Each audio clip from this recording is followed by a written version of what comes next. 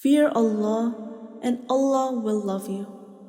Allah subhanahu wa ta'ala says in the Holy Quran in Surah Tawbah, Ayah 4, Indeed, Allah loves the righteous who fear Him. Taqwa is to protect oneself from the hellfire by performing what has been commanded by Allah the Almighty and abstaining from what has been prohibited.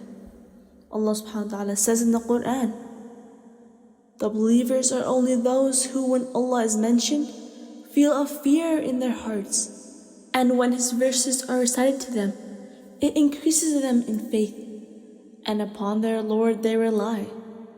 Surah al-Anfal, Ayah 2.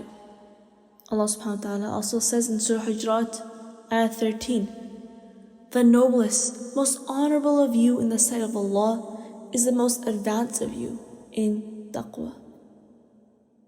The fear of Allah subhanahu wa ta'ala is not something that you have to learn. It comes naturally with the love that we have for the Almighty. It comes with the belief and the faith we have in Him.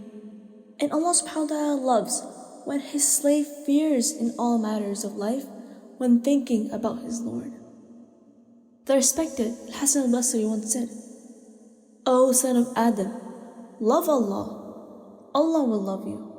And know that you will not love Allah until you love obeying Him. He also used to say, He who knows Allah loves Him. The love of Allah subhanahu wa ta'ala should occupy a man's heart and have total possession over it.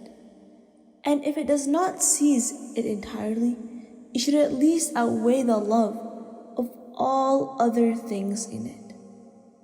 And Allah Almighty knows best.